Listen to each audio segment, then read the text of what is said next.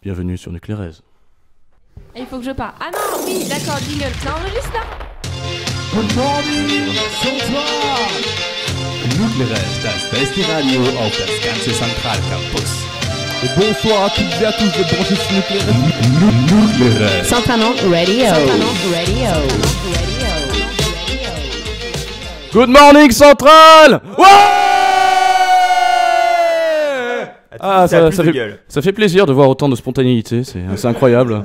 Alors merci, bonjour donc à tous et à toutes, chers auditeurs, chères auditrices. Nous sommes le dimanche donc avant l'Ascension, le pont de l'Ascension donc, et nous avons donc le plaisir d'accueillir donc ISF Nantes, représenté donc par Lucas Godet, trésorier adjoint, et Emmanuel Aramandia, trésorier d'ISF. Vous allez nous présenter donc les actions d'ISF et je serai donc épaulé donc par nos chroniqueurs habituels, donc Maël et Baudouin. Mais avant cela, il est temps de faire un point sur la météo. Fera-t-il beau, fera-t-il clair? C'est la météo, c'est nucléaire. Comme vous l'avez remarqué, ces dernières semaines, de nombreux phénomènes étranges ont touché Centrale. Des vents violents, répondant au nom barbare de partiels de mad, d'algo et de fluides, ont tout balayé sur leur passage. Et les dégâts sont terribles. Et on dénombre déjà 70 rattrapages et 45 refus de demande d'option. Mais malgré la violence des rafales, Léo n'a toujours pas atteint la M2. Fera-t-il beau, fera-t-il clair? C'était la météo, c'était nucléaire. Bon, nous passons maintenant à l'interview d'ISF. Alors, bonjour ISF. Salut. Ça marche. Alors, trésorier adjoint, ça sert à quoi déjà? À faire le boulot du trésorier et après, c'est le trésorier qui signe à la fin. C'est de boulot pour deux. On est quand même une grosse asso. On est une asso donc, qui est indépendante de l'école. C'est pas un club de l'école. Et en particulier cette année, on a dû gérer des gros budgets avec donc l'organisation des RESIC, de journée nationale organisée pour les membres de tous les groupes d'ISF de France. Et pour ce genre d'événement. Mais c'était ouvert. Si je me trompe pas, c'était ouvert à tous, mine de rien. Oui, à l'école ici, tous les étudiants pouvaient y participer. Vous êtes combien d'adhérents à titre indicatif? On est une cinquantaine. D'accord. Et ça vous place comment à peu près par rapport aux autres ISF Je crois qu'on est l'un des plus gros groupes. Ouais, en nombre d'adhérents, je crois qu'on était le plus gros au début de l'année, ouais. Et vous travaillez avec d'autres écoles ou pas du tout?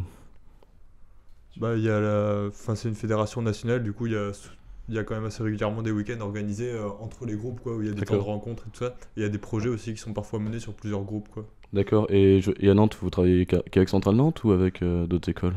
Enfin, à Nantes, on est sur deux écoles, quoi. Il y a Oniris aussi, l'école d'agro.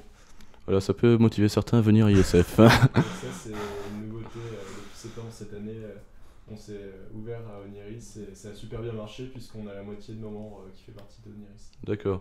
Et donc vos projets, c'est quoi exactement? Vous travaillez sur des projets sur les pays du Sud ou pas que? Non, pas que, non. D'accord. Du coup, on est asso de solidarité internationale et d'engagement citoyen, donc on parle pas mal de tous les enjeux actuels, locaux et aussi plus globaux, quoi.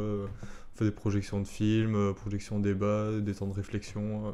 Alors oui, justement, peux-tu développer donc du coup, qu'est-ce que c'est exactement des projections de débats? On en a organisé donc du coup cette année plusieurs au début de l'année dans le cadre du festival alimentaire, donc en fait qui est un festival de cinéma national sur des films qui portent sur la thématique de l'alimentaire et des problèmes qui sont rencontrés dans l'industrie alimentaire.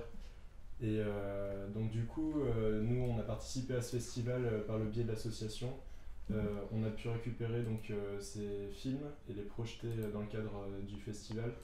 Et on a fait intervenir donc des gens qui avaient quelque chose à voir, on va dire, avec le secteur présenté. Donc par exemple, pour la filière lait, on a eu un producteur de lait de la région qui est venu nous parler et c'était intéressant parce que du coup on avait dans un premier temps un film qui nous montrait sa vision et puis après on a laissé aussi les gens s'exprimer et on voyait que en fait il y a rien qui est faux, il y a rien qui est vrai, il y a que des points de vue différents et c'était assez intéressant. Et donc du coup on a organisé aussi dernièrement la projection d'un film de Yann Arthus Bertrand, si tu veux en parler. Ouais, on a fait une projection d'une partie du film Human. Et donc ça s'est passé à Oniris, quoi, pareil. Donc il y a des membres d'ISF qui ont préparé un peu les questions que vous pouvez poser, qui ont préparé le débat, puis on a visionné le film, puis il y a eu un temps d'échange derrière, quoi, c'était assez sympa. Et sinon, du coup, vous faites quelque chose aussi pour les centraliens de temps en temps, j'ai cru comprendre, notamment à travers... Ah bah, ça déjà c'est des actions qui sont ouvertes aux centraliens. Ouais, d'accord. Donc il y en a qui viennent, il n'y a pas que des gens d'ISF qui viennent et ça fait plaisir à chaque fois, même si on aimerait qu'il y ait toujours plus de monde. Après il y a aussi plusieurs actions au cours de l'année qui sont faites autour du commerce équitable pour essayer de sensibiliser les centraliens à cette thématique, parce qu'on pense que nos façons de consommer elles sont en train de se construire.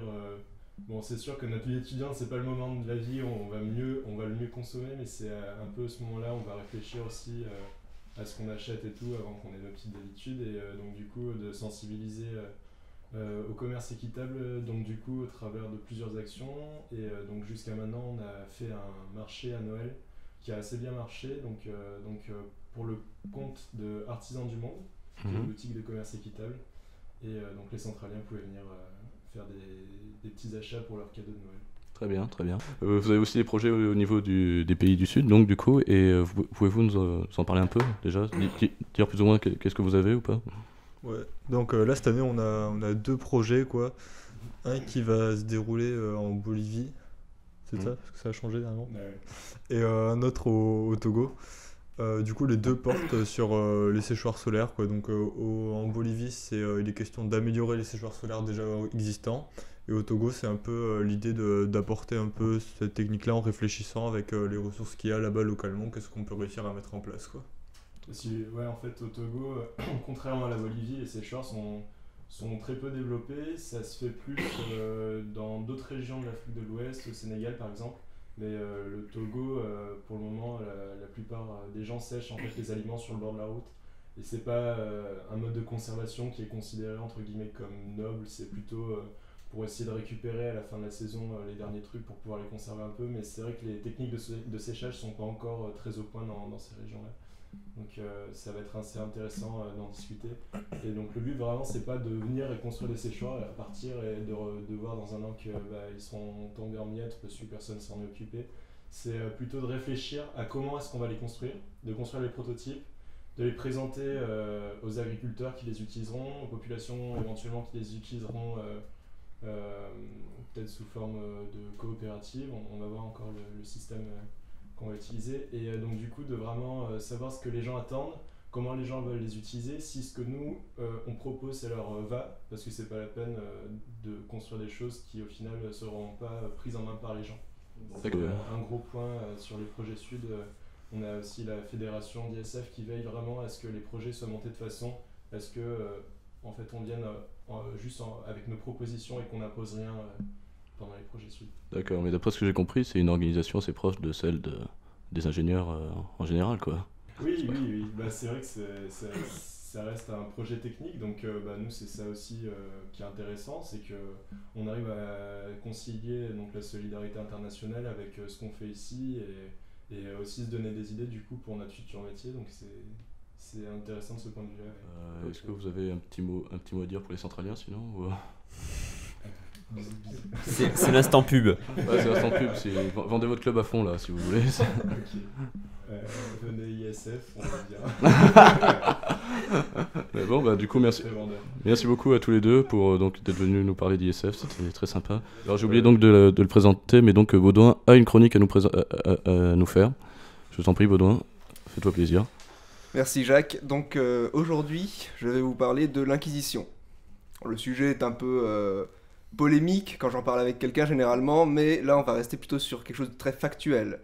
Donc d'abord, qu'est-ce que c'était un peu la situation à l'époque ? À l'époque, il y avait beaucoup de magie, de sorcellerie, donc des gens qui utilisaient des pouvoirs occultes venant du démon. Et avant l'Inquisition, ce qu'on faisait généralement, c'est que quand quelqu'un était suspecté de ça, on le brûlait, et puis s'il était gentil, il allait au paradis, s'il était vraiment sorcier, on en était débarrassé. Donc voilà, la méthode n'était pas très adéquate, donc l'Église, avant de faire face à une crise de la population majeure, a dû faire face à ce problème et a créé l'Inquisition. Donc l'Inquisition, qu'est-ce que c'était ? En fait, c'était un système judiciaire complet. D'ailleurs, c'est pour ça que maintenant les avocats en France sont toujours en robe. C'est parce qu'à l'époque, c'était les prêtres en fait qui s'occupaient des tribunaux de l'Inquisition. Et notre système judiciaire a été presque copié sur celui de l'Inquisition, en adaptant les lois bien entendu à la vie civile. Et donc en fait c'était la première apparition d'un véritable jugement avec un avocat de la défense et un avocat de l'accusation pour la personne qui était inculpée. Et donc on incrimine souvent à l'Inquisition, notamment espagnole, beaucoup de morts, mais pour ce qui est de la France par exemple, il y a des historiens qui s'y sont beaucoup intéressés et qui ont cherché dans les archives de l'Église, donc qui sont quelque chose d'assez sérieux, ils ont cherché tous les cas qui pouvaient de sorcières brûlées et ils n'en ont pas dénombré plus d'une centaine.